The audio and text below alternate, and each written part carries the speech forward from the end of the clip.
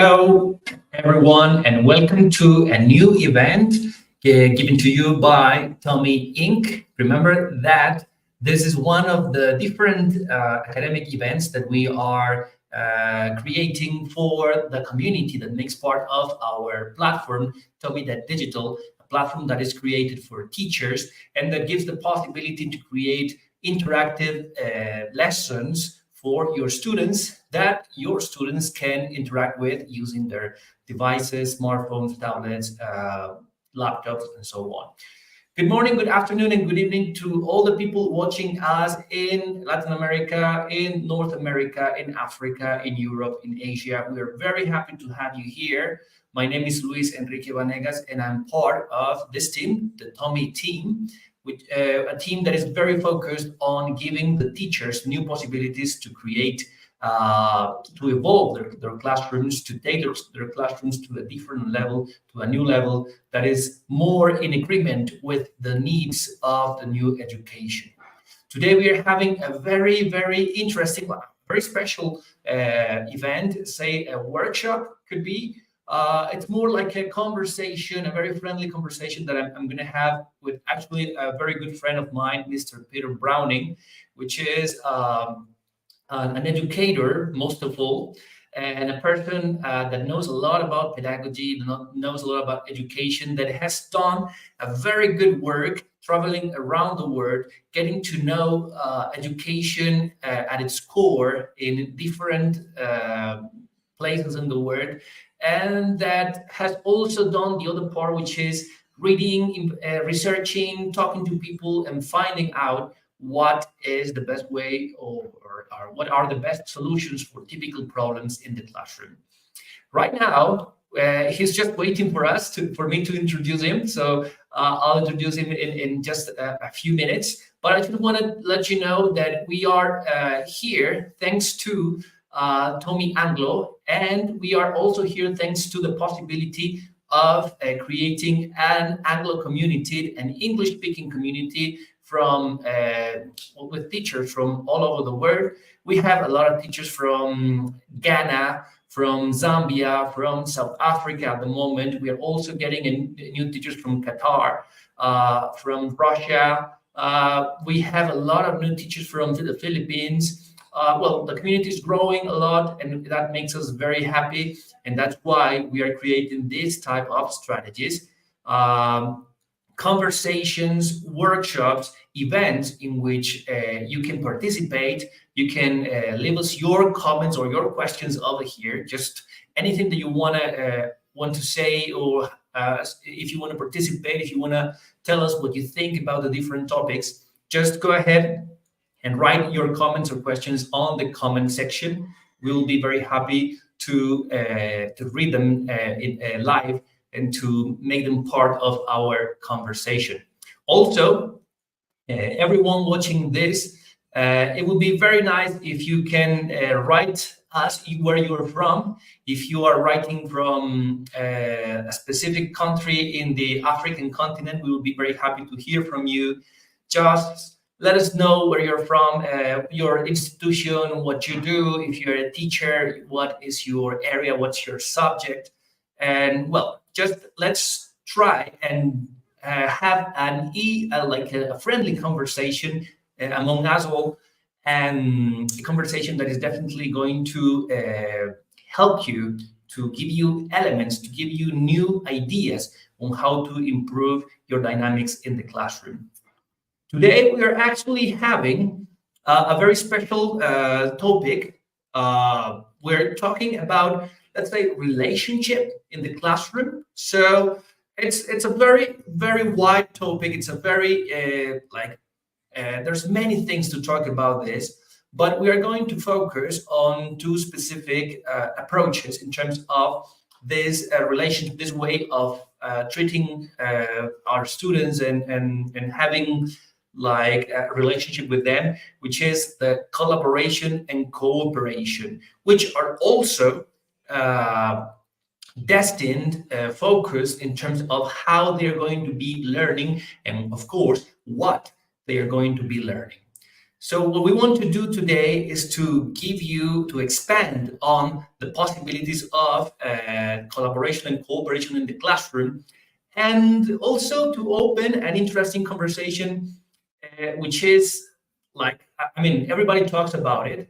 We, as teachers, we know this very well, but this is not very common in typical conversations, and that is, what are our students learning and what should they be learning apart from the typical subjects? So they are learning math, yes, they are learning English, they are learning geography, history, science, but what else are they learning? I mean, are they getting ideas on how to behave, how to participate in the world? They're going to be like active in their world, in their areas, in their environments very soon, if not that they already are. And it's definitely an interesting question to ask. What are students learning apart from the subjects, and why should they be learning? All right. So just a way to introduce the topic. I just want to, like to have you thinking about what we're going to be talking today. But before we get to the topic, I want to say hello to the people already in the audience. So we have Walking the Talk Foundation, our friend Dale van Blerk from South Africa. Good evening, Dale. Very happy to have you here. Also, Mr. Daniel Richlove. He's speaking from Ghana. You're very welcome. Thank you for being here. And definitely, I don't know if you know this, but our community in Ghana is the biggest in Africa, in the entire continent of Africa. So we have very good friends already in Ghana, and hopefully we're going to be trying to expand our relationship with the teachers in Ghana very soon. You will be hearing about that soon enough. Mr. Peter Mongare from Kenya, also a big community of teachers in Kenya, and some of them are already connected to this event. Thank you very much for being here. We're very happy to have you here. Ms. Sintiche from Ghana, Ms. Sintiche Kumi is one of the teachers that is always here with us, that is always participating, and we are very happy to have you here again. Hopefully, we're going to hear from you some of the questions and comments, the very smart comments that you all always have for us. To Chulwe Mwambungu from Zambia, also welcome and thank you for being here. Also, Mr. Justice Duodu, he's a math teacher also from Ghana. Thank you very much for being here. Again, it's Indicia. She's a teacher from 3rd grade. Nice to know that. I didn't know that. Inusa, also a very is always here with us and also participating all the time in all the different topics that we cover on these strategies. And also, once again, Mr. Daniel telling us that he's a math teacher. Everyone, math teachers, science teachers in general, and also humanistic teachers and those teachers related to topics that, to subjects that are more humanistic are going to be very interested in what we're going to be talking about today. All right, so I think it's time to introduce our special guest, Mr. Peter Browning. Hello, Peter. Without further ado, how are you doing? Good, thank you. Here in the evening in London, so where I'm calling in from tonight. You're in London, perfect. Yeah, that was my first question. Where you are right now. We're very happy to have you here, Peter. So Peter, as I mentioned before, is not only a very knowledgeable person in terms of education and in terms of these specific topics, but also a very good friend of mine. We have worked together with students, and I know, from my own experience, how deep his thoughts in education are. So, Peter, the first thing is first things first, right? So we always want to ask our guests a little bit about their history. We want to know who we are listening to, and definitely your history is something that we would like to know. So, can you tell us a little bit about your experience in the field of education? Yeah, sure. Just to say thank you very much, Luis Enrique, and thank you, Tommy, for the inviting me to chat today. I think you said in the introduction that we're going to have a conversation. I think that's a really nice way to think about education. As a conversation, as something dialogic that we build between ourselves, and that's something I really learned, as an educator in my experience in Colombia. So I'm British. I come from the UK, and my training was in languages. Right, so I studied different foreign languages at school, and I'm really pleased to that I had really great teachers at school, and I think that's where I first realised that education can be something really valuable and important. So that inspired me to become a teacher. So I started my life as an English language teacher. Um, so I would teach languages, English language. I taught here in the UK for students who came from different countries, different backgrounds. I also taught in Colombia, and that's where I became a teacher educator as well. So, moving that passion for education, not only for something that I was doing myself, but for the next generation of educators. And I really, that's where we work together, Luis Enrique and I. And that's where I learned a lot about pedagogy, and a lot about kind of what it means to be a teacher, in today's world. And you used a really nice phrase in the introduction, Luis. You said in this the new education, and I think that's really something for us to keep in mind. So since that experience as a teacher educator, I have completed a PhD at the Institute of Education in London. And that was all about language policies and language education, and looking at different ways education happens in relation to languages in Colombia. And I'm currently working on a new project, again focusing back here in London, looking at people that come from all different backgrounds, but specifically also Latin Americans, and seeing what's the role that education and language plays in their daily lives, and not only formal education but also informal education. So that's a little bit about me, I guess. Cool. Yeah, it's good to learn about that. I mean, you have all my validation. I know how, again, like how deeply you think about education, and you're like, I mean, like probably you're one of those people that are always thinking about education and how education impacts society, and that's something that we share. But definitely, it's good for our audience to get to know a little bit better, um, on your approach in terms of how you understand education, which is basically why you are our special guest today, to this conversation, right? Hmm. Let's start. So we're going to be talking about collaboration and cooperation in the classroom today. But before anything else, I would like you to tell us what is your ideal relationship in the classroom in terms of teacher students, students teachers. Like what is your ideal classroom relationship, Peter? Great question. And of course, there's always that response of, well, it depends.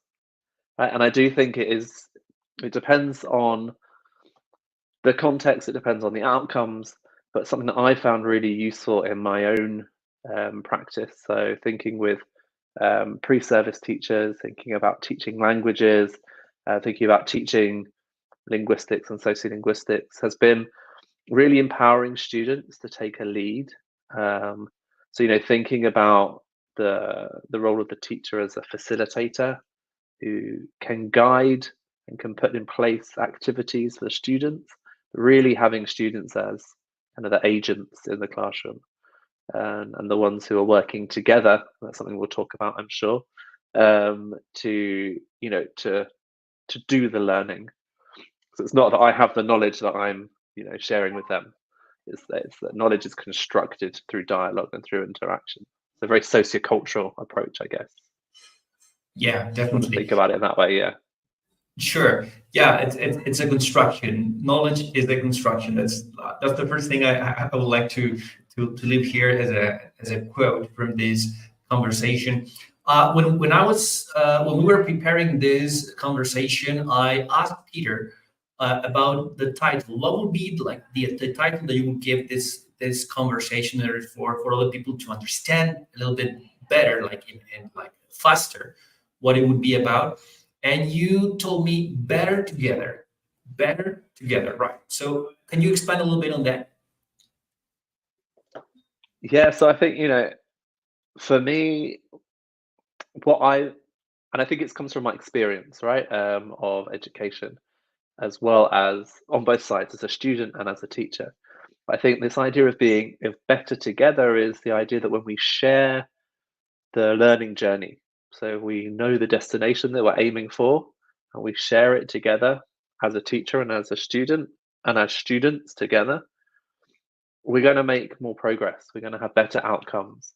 There's going to be more, material learning that happens than if I, as a teacher, have one agenda that isn't responding to the needs of my students, or if each individual student is on their own individual journeys, but there's no dialogue and interaction between them. So I think the idea of better together is a way of capturing that idea that when we work together, there's these spaces of conversation, of dialogue, of productive learning that can happen. Great. Okay, so let's get into the topic right now. So I would like to start with a very simple question. What is collaboration? What is cooperation? And what's the differences between them? Great. Yeah. So, and this is not coming from me. This is coming from scholars who have done a lot of research and who are very, well versed in these differences. But as I understand it, cooperation tends to be when I mean, let's take one step back. Both are about students working together, right? It's about that working together and being collaborative or cooperative when we're doing tasks. But in terms of the differences, well, cooperation and cooperative tasks is usually when students are working um, on a task, for example, and then but each student has slightly different goals, and that is leads to the delegation of different tasks. So it's usually would be the teacher that is maybe deciding, well, who's going to be doing what. Right, so I decide who is going to be doing what part of the activity. So it's not always the case, but it tends to be the teacher who's deciding. Um, and each person has a portion of the work, right? So we divide it up. That's different to collaborative learning, right? So it's kind of easier to understand the differences by knowing what they're not, I guess.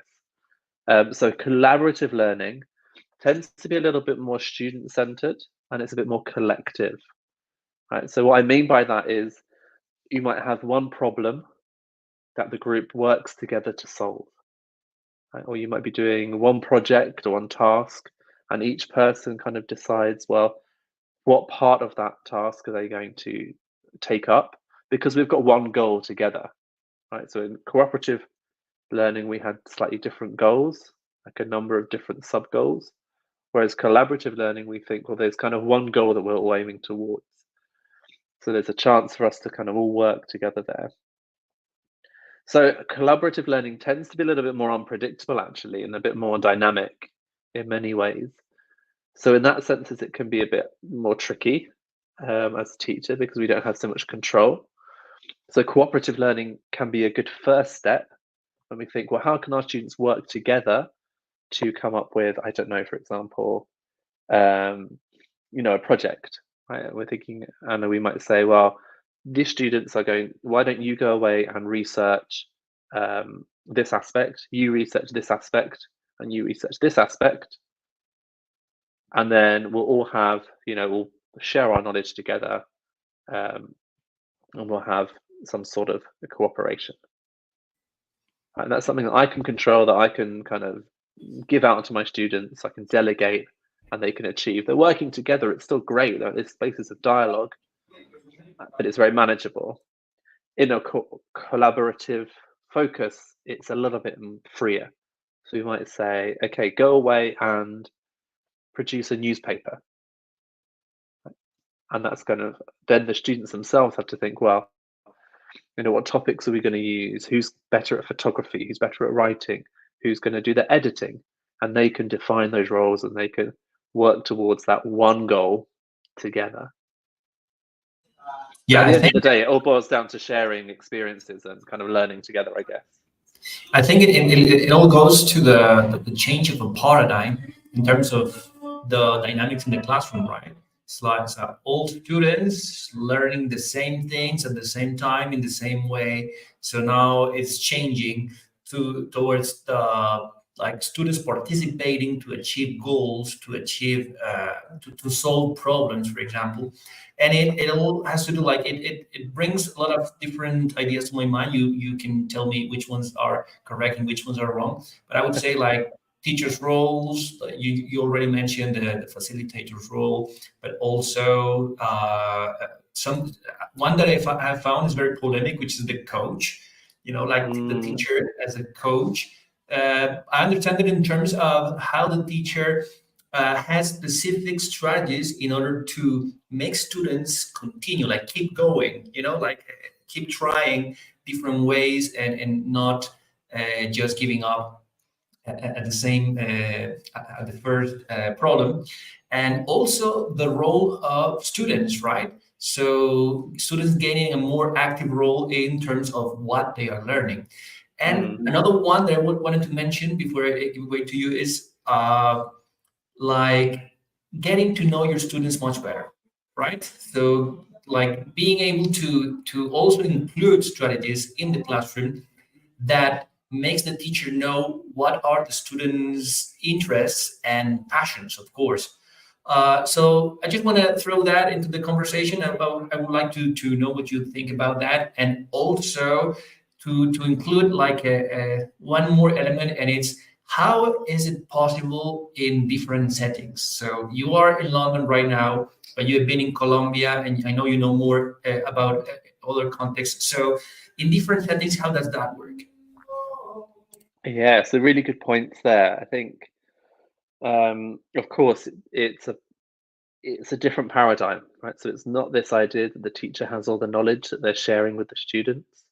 Not at all. It's kind of a more constructivist paradigm where we realize that, we can construct knowledge, that knowledge is not something that's transferred, right, but that it's constructed. And that, of course, then has an impact on the role of the teacher and the role of the student. So the role of the teacher is either, we can think of a facilitator. I like the idea of being a guide, right? It's that metaphor of being a guide. Because if you think about it on a mountain expedition, maybe the guide knows kind of the destination, they know where we're going, they know some of the equipment that we'll need, so some of the strategies, but they don't necessarily know the exact route. And they let the walkers choose the route, but they make sure they're safe and they make sure they're going in the right direction. And I think that's what a teacher needs to do. So that, we need to know our students well. We need to make sure that they're being kind of active participants in these processes. We need to make sure that their learning is staying enough on track that it's going to be in line with our own agendas. Because, of course, this comes to your final question about different contexts. In our context, we probably also need to be thinking about assessment. We need to be thinking about what are the outcomes these students need to achieve. So we want our collaborative learning to also take that into account. So we can be a guide, we can help them kind of be on the right sort of path, but without dictating. And I think that's really hard, as teachers to sometimes let go of that control, because we're often used to being in control in the classroom. But it's something that I think that can be really valuable, right? And then that alongside that, what that means is that there's a change in the role of the student as well. And I think we need to help our students to become responsible participants. So in a collaborative learning or a cooperative learning context, students need to take on the responsibility, not only for their own learning, but for the learning of the group, for the collective. So that can be tricky to manage. Right? Again, let's think about context with adult learners. That's maybe something that's easier to manage. With younger learners, that's perhaps a bit more difficult, but that doesn't mean it's impossible, right? It's about encouraging them and helping them to see, the small ways that they can be helping each other. So that's where the role of the teacher, as a guide and a facilitator is also important, because it's our role to point out to the students, look, that was some good learning, or this is really great when you were stuck on this problem and your friend or your colleague helped you solve that problem. Do you see what happened? You were sharing knowledge and you learned. So drawing attention to these moments so that students themselves realize, oh, yes, I don't need the teacher to be the one who's always giving me the direction. And I think that really reflects not only the way that people are learning nowadays, like students are learning a lot in being self-motivated learners, getting information from the internet, getting information from all sorts of places. But also it's how they're going to need to be in the world beyond school or beyond education. So we need to teach them the skills to negotiate, to work together, to critically kind of evaluate the knowledge that they are being presented with, I guess. Right. Yeah, it's very interesting how everything changes, but I mean, everything from the traditional way of the paradigm of education changes. I would say education. I would say education has been speaking about this for a very long time already, right? So I would say it's the classroom, the school, I mean, what needs to change and move forward towards these goals. So, what would you say have to be like the first steps in terms of moving forward to this paradigm, like ground rules to change this in the classroom? So, a very good point. Yes, I think it's schooling, right? It's kind of the school systems that have produced these ways of working. So, I think in order to allow this more cooperative and collaborative approach, sometimes it can be useful to establish kind of what I would call a class contract, right? So you kind of set up 5 or 10 rules with the students, coming from them, not imposed, about what does it mean to work together in a respectful way. And that can be, anything that's important for your students. So I'm thinking back to experiences that I have had with class contracts. Things that come up are usually, always respect people's opinions. Always give it a go. Never laugh at your colleagues. Right, these sort of principles which are really important if you're asking your students to take a lead and to step out of their comfort zones. So that for one, on the one hand. I think also, we as educators, as teachers, need to be very self-vigilant and make sure that we're not taking over. Right? Make sure that we are giving space for our students to think, to sit in silence sometimes whilst they're thinking and working through ideas. Because I know, speaking personally, it's very easy for us to jump in and want to help, but we need to give space for our students to kind of be lost in the process so they can find their own ways out. And that, that changes what it means to plan a lesson. Right, so rather planning a very linear lesson, we kind of need to think, well, what's the end goal? Where do we need to arrive? What are the different ways that students could get there? So what are some of the tools that they might need to get to that objective? So what are some of the technologies or the tools that can help them? Do they have the skills they need to use those tools and technologies? If not, well, that's something I can give them some direct input about. But I'm going to create a space for them to, do the learning themselves. Right. How does this affect evaluation and assessment? I mean, the milestones more than the actual like strategies for evaluation. Like, how do I need to change the perspective of the milestones in the process as a teacher? I mean, Yeah, so I think that it's another place where that paradigm shift happens, right, in terms of assessment and evaluation. Um, I think what cooperative and collaborative learning go very well hand in hand with kind of this task and project approach, some more longer term um, approaches. So then what we're thinking about is more formative, ongoing assessment, thinking about assessment for learning rather than assessment of learning. So assessment that's going to help students reflect on, what am I doing well? Where have I got areas of strength? And then what could I improve? How can I move forward? So it's an ongoing process, really, of evaluation throughout these processes, um, which then, of course, could culminate in a moment at the end where we can assess the learning as a completed thing, so a less assessment of learning. But during the process, because of its organic nature, because of the fact that there's going to be lots of different moments where different students are interacting in different ways, it wouldn't be fair, I don't think, to be assessing everybody against the same metrics all of the time. So we kind of have to think in a more procedural way, think about the process rather than just the outcome. right. So And there's another thing that can be also included in that question, and it's how can I fight the culture, like if I may, because I know that you can actually like kind of work together with your students and make them understand why this is definitely a most appropriate approach in terms of learning, and from my experience, I know they like it. They are when they get on board and they understand it, it's definitely something that they enjoy much more than the typical more traditional way of learning. But what about those students that take advantage of it? Those parents that are expecting to have grades and like this typical evaluation, sometimes even the institutions and colleagues. So how do we find that?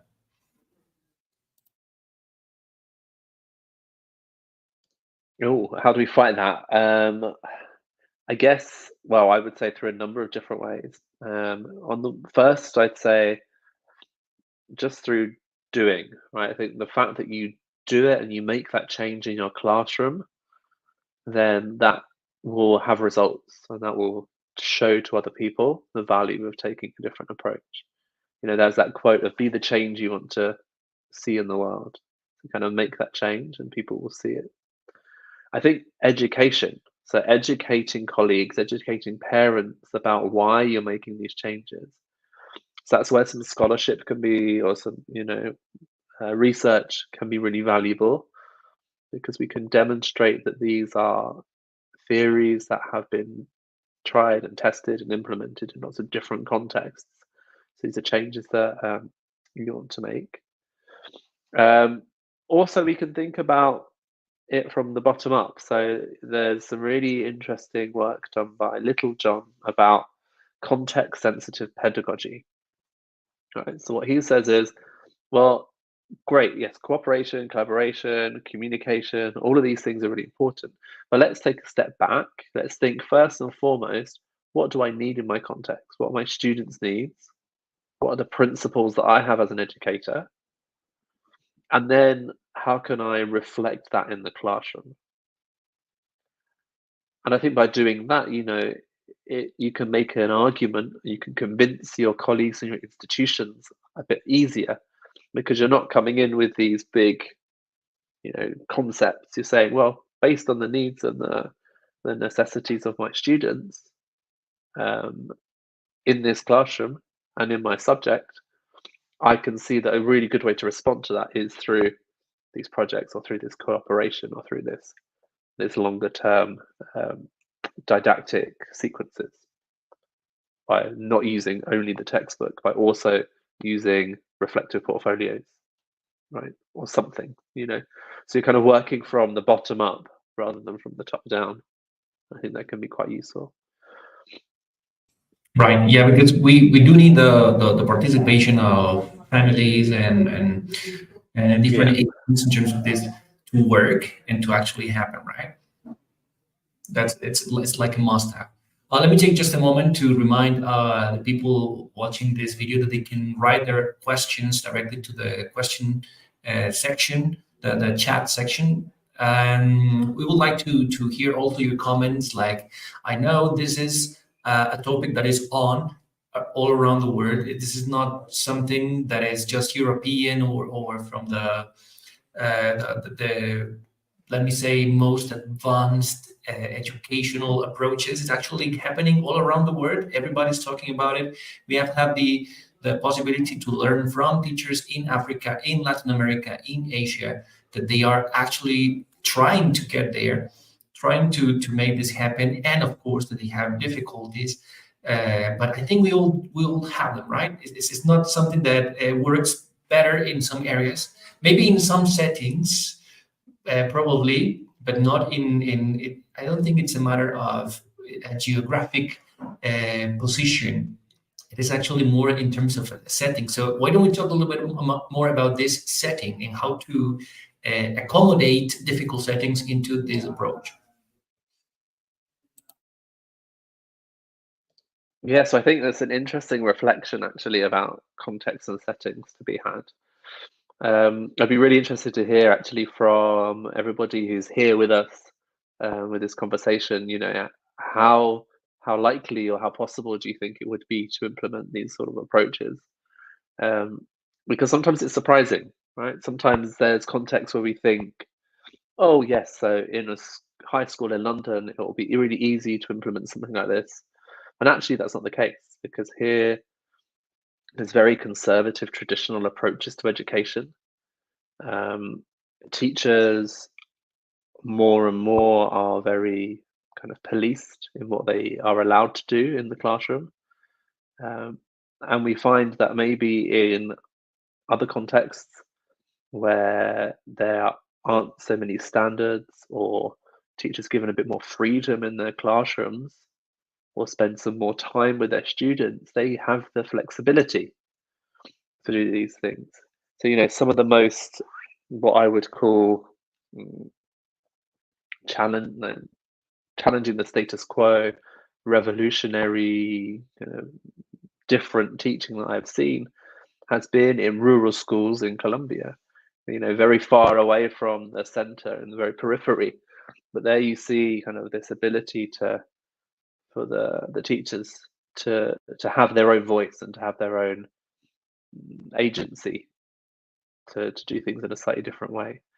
Of course, that's not to say it's impossible in context where there is more regimentation of the system. But as we were saying before, I think you just have to make more of your case. You have to argue. You have to, if you have 4 classes with your students a week, maybe you have to do 2 in a more traditional way, and then 2 in a more in a new education way, and then you can begin slowly. And why not? As teachers, become researchers of your own practice and document what happens in these different classes and reflect. So then you get some evidence to say to your principals, hey, these classes work. When I'm using these different strategies, these work really well. So let's maybe try and expand that. So it's not an easy thing. You have to become an advocate. You have to become a bit of Show a results. You need to show yeah. results. Yeah, that is true. According to my experience, project-based learning is definitely one of the best allies in terms of that.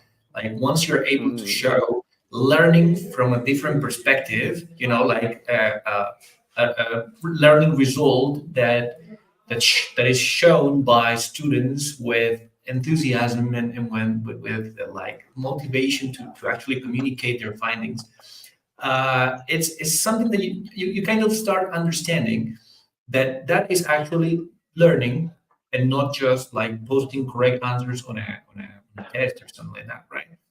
So, and yeah. actually, that's something that I wanted to talk about, like a new step in the process or in the typical sequence of education. So normally we would get to the test or to the assessment or evaluation, and that's it. But this actually poses a new step, which is the communication of the learnings, right? So how important do you think that is, and how is that included in the collaboration and cooperation paradigm? So in the sense of that knowledge becomes, you know, I think it's really important in the sense that that knowledge becomes something that we can be aware of, that we have, right? So we can then communicate, that we can then apply in the real world. Because I think, learning needs to be oriented towards the real world context, because that's what ultimately we are helping students to do, right? To become able to achieve their potentials in the world. One way they can do that is by capturing that learning and reflecting on it, and then sharing it. So we think about a kind of a more collaborative approach to learning. We can always imagine that final stage to be a reflective moment. Right? So we've all worked together, we've kind of achieved this common goal. Well, let's look back over the process. Let's think about how was it? What were the difficulties? What were the strengths? Um, what who contributed what and at what places?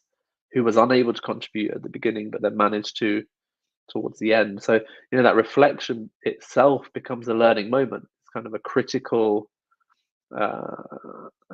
consciousness, or a way of thinking to critically about learning and evaluating the process.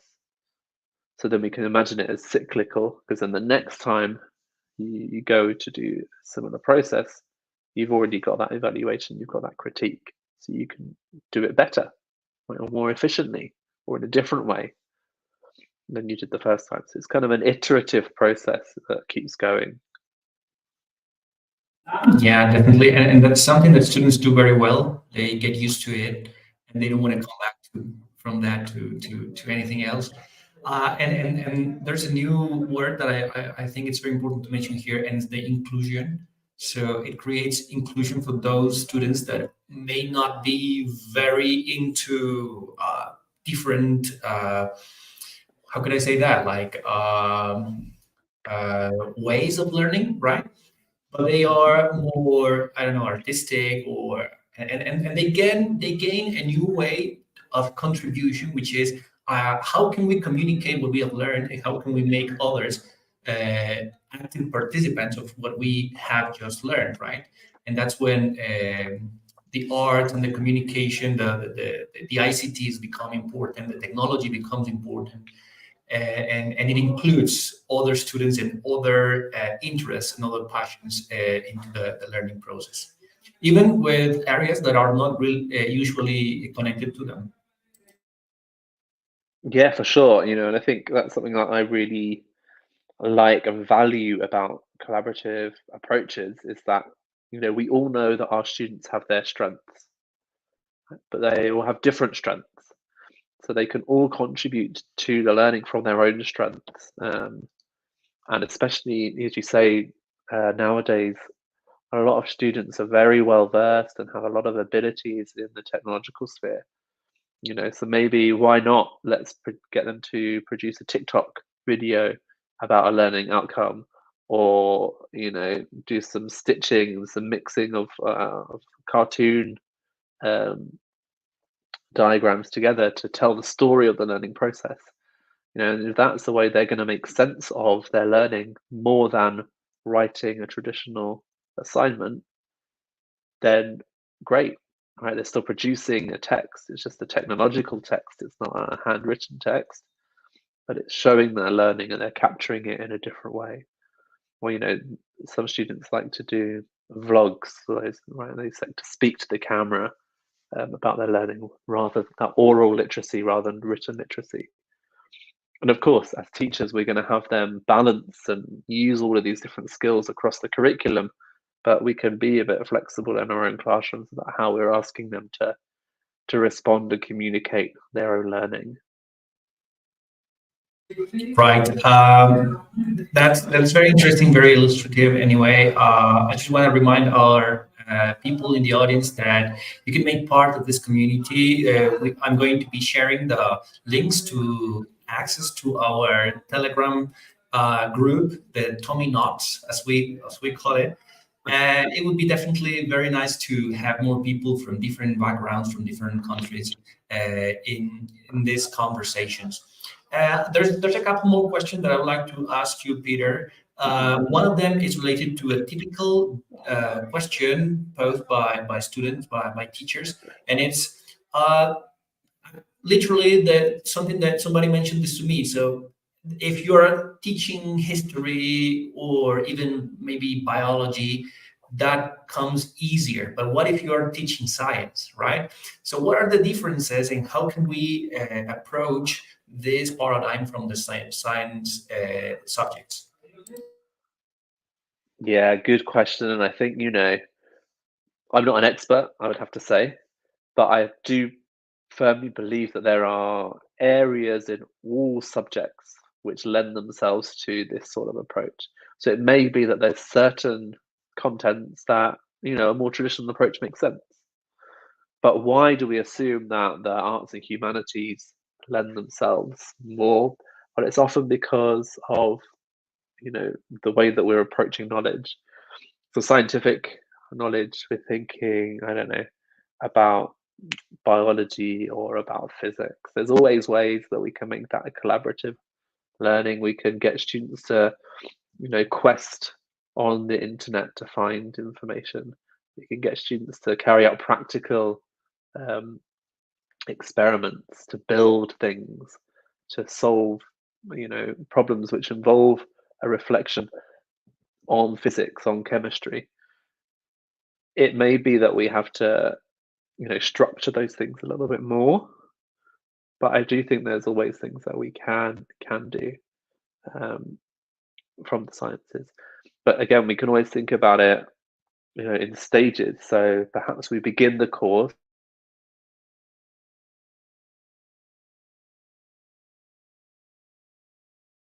elements, so they know what chemical elements are, they know how they work, and then in the second part of the course, we can allow them to carry out some experiments.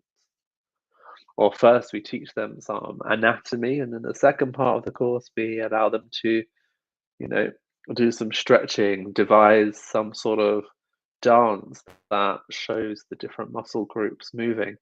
I don't know. As I say, I'm not an expert in this field, but I think there are definitely things that can be done, and it's an invitation to people who are in the sciences to really, teach us in the arts and humanities. How is it that you implement it? And that would be really interesting to find out. And that's definitely the task of the teachers, right? Like being able to find out how to get to this approach. There's one more question that it's very common and I mean in terms of comment. So how connected is actually the university learning to these ideas because that's something that worries teachers a lot. Like I know this is better learning, it's more motivating. But what happens when the students go to the university? If they're going to continue studying, are they going to find the same approach there? Is it happening? Yeah, so as I said at the beginning, my experience has been kind of all over. At the moment, I'm teaching at universities in the UK. Um, and my experience is that yes, right? A very short answer, yes. Collaborative learning, cooperative learning is a part of the university experience. But more than that, I would say the skills that you develop through collaborative and cooperative learning are really applicable to the university level. So, those skills of knowledge finding, knowledge construction, independent learning, reflection on one's own learning, critical evaluation. These are all key pillars in what it means to be a university student. Working together with your peers, right, creating informal and formal networks and learning together. These are all things that, to be successful at university, we encourage our students to do. So if they can build up those skills already, when they're going through high school, and they can, build into their learning repertoire, should we say, some independence, some collaboration, um, kind of information mining, critical evaluation, synthesizing, all of these skills that collaboration and cooperation allow us to do. Then when they get to university, they'll be in really good positions to engage with learning in these spaces. Sure, and not only for university, but also for the world, right? Of course, I think that goes without saying, right? These kind of, Sure. when we step into work, into a job, we need to always be working in teams. We always need to be working to solve real life problems. So that's great skills for us to develop in that way. Yeah, and that's, I think, like one of the best reasons to move forward to this paradigm, to these new paradigms, and it's what the world needs in a way, right? It's basically what society is in need of. People that are more understanding of the collaboration among humans, and people who work collectively for achieving humanistic purposes in general, but many different types of purposes. Understanding the world better, understanding how can we live better together. Very much. Just the title of this conversation. All right. Finally, Peter, I would like you to talk to the teachers watching this video. Just what would be the collaboration in cooperative learning 101? Like if I want to start tomorrow, what is the first thing I should do? Okay, so the first thing I think is take a step back as a teacher, empower your students. So find a topic that you want to learn about, or a learning outcome or a goal, and give that over to your students.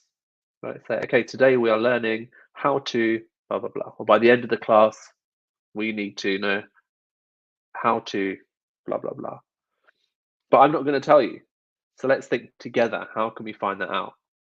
Right? And we can get some ideas. So people will say, look on the internet. We can search in this book. We can look in the library.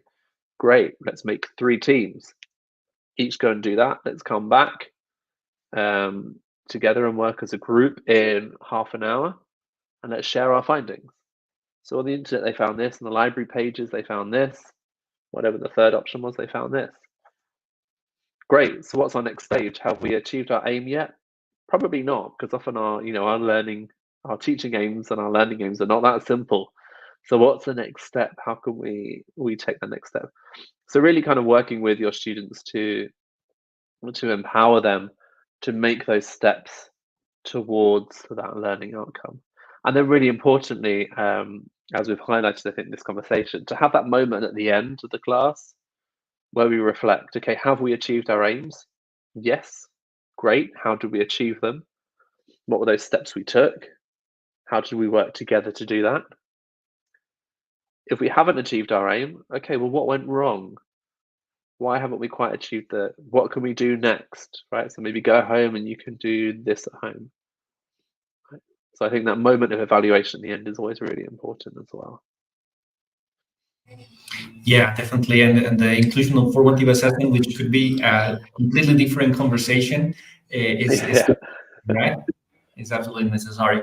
So it's definitely very important to talk about this, to realize that this is happening. This is not a plan. This is not not really a recommendation. This is definitely something that is happening, and that I would say that teachers always need to be agents of change for society. And once again, and again, this is something that society is actually in need of.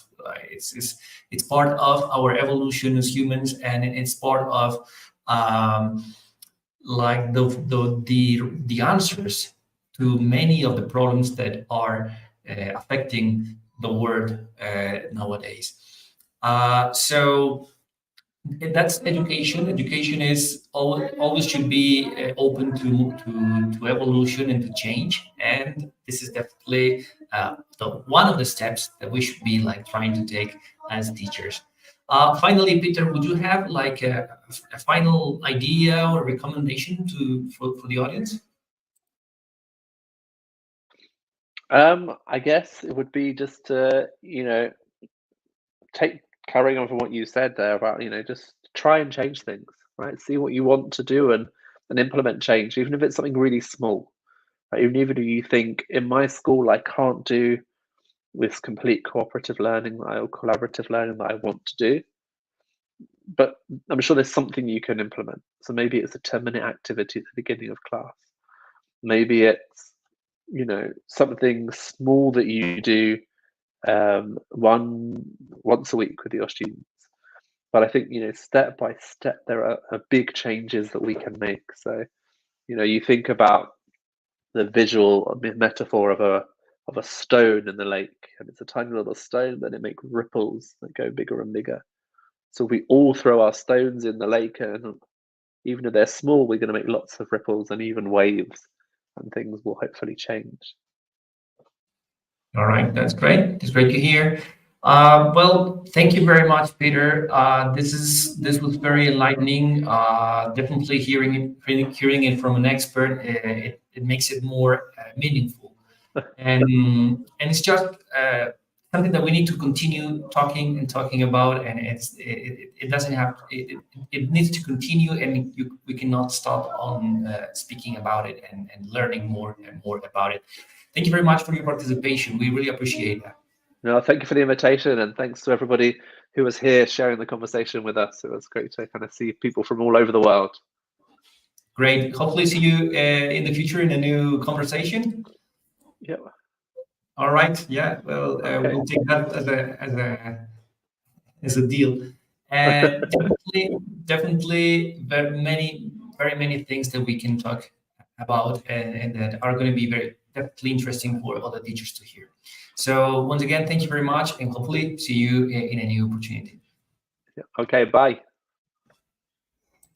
All right, and to everyone, thank you very much for being here with us. Once again, remember that we are having these strategies once a month. If you want to learn more about our strategies, please join our Telegram group. Over here, you can find the link to enter the group. If you are not a Telegram user or you just don't want to make part of that from there, just follow our social network. We are on Instagram, we are on Facebook, we are on TikTok, and YouTube as well. So follow our YouTube channel. Remember that you can get not only these type of strategies, but other contests and opportunities to be part of our community, to use our teachers platform, tomi.digital, our students platform, Tomi Play, which is coming with very interesting new features very soon, and also to be users of our all-in-one device for teachers, the Tomi 8, which is now in the market. If you're interested, just go to our website, tomi.digital, and find out more. So this is it for the moment. Once again, think about collaboration and cooperation in the classroom. Talk to your partners, to your colleagues about it. You can always come back to this video. You can always write us on our social network and ask us some questions. If you're watching this video in the future, so also leave your comments, because we're going to be paying attention to those comments and learning from you what are those topics that you would like to converse and to take into these strategies. For the moment, thank you very much. This was Mr. Peter Browning and Luis Enrique Vanegas from Tomi. Hopefully see you in the future in a new conversation, and well, just find out more about the future of education. Have a good day. Thank you for being here.